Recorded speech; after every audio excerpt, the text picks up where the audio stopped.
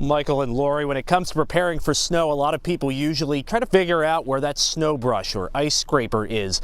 But here at Pima, they're telling people to get prepared for a storm that could impact us for days to come.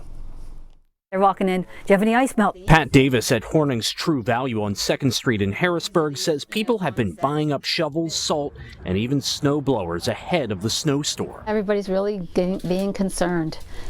Yeah, it's been a weird winter. And while the state says it's important to stock up on snow-related supplies, Thank you. There's more to think about than just shoveling. It's just not Sunday, but it's also the days that follow as we dig out. Pennsylvania Emergency Management Agency Director Randy Padfield says you should be thinking about a number of things ahead of the storm. We know that it's going to be cold for an extended period of time, so we want people to be prepared. Pima says you should stock up now on household goods you may need, like bottled water or non-perishable food, as well as other supplies for babies and pets that may be in your household.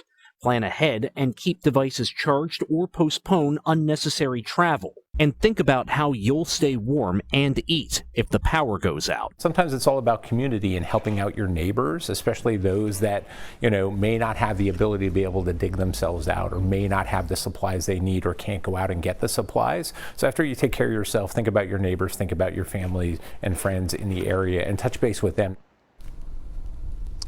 Padfield says you also want to make sure that you're thinking about that heat issue, particularly if the power goes out. He says don't try to use unconventional heat sources like an oven or potentially trying to use space heaters to heat an entire home. He says that a lot of these things could present dangers, particularly on that heater option. If you overload whatever electrical source you're using, it could potentially become a fire hazard. There's also the risks that sometimes comes with generators or cars with carbon monoxide poisoning if an area is not well ventilated.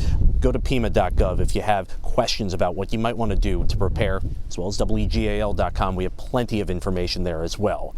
Here in Susquehanna Township, Tom Lehman, WGAL News 8.